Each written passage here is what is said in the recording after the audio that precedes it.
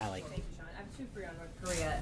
You're doing it today, you've done it before, you've stood at the podium and said you don't want to telegraph moves that the president will make, but you want to preserve that element of surprise.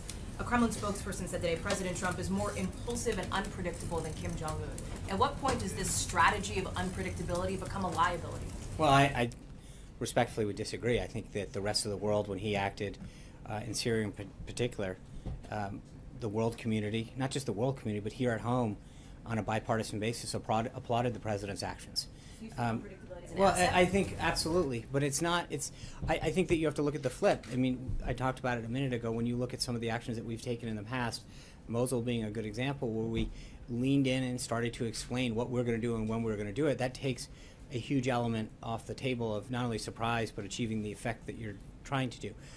So the world community, and especially the more that he meets with world leaders, and developing relationships, repairing relationships, and reasserting the U.S. place around the globe, it should be reassuring to not just us here at home, but around the globe. People are excited that the president is taking action, and decisively so. You've made it clear that you're not taking options off the table, right, including military options. Defense officials have estimated for a long time that war on the Korean Peninsula will cost thousands of lives. It could economically devastate South Korea. Is this to be read then as an acceptance of that risk by the Trump administration? No.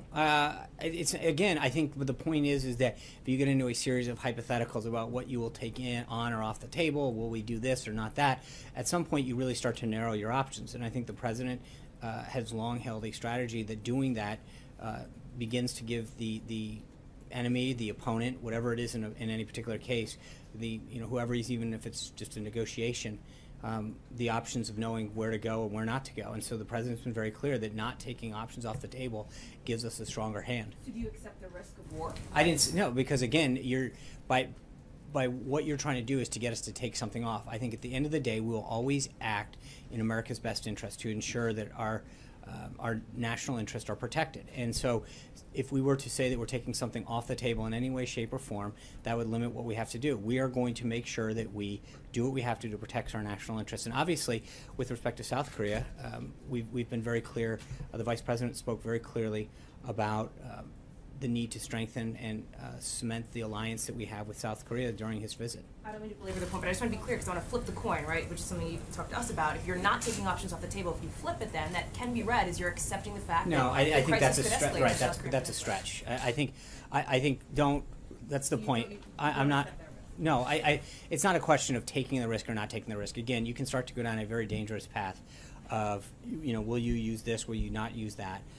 The president's very clear, and I think everybody who's been briefed on him, and I think when you look at the quality of the national security team that's surrounding him, by all accounts, probably the best in our nation's history in terms of all across the board, you know that the president is getting unbelievably sound and strategic advice on how to protect our national interests.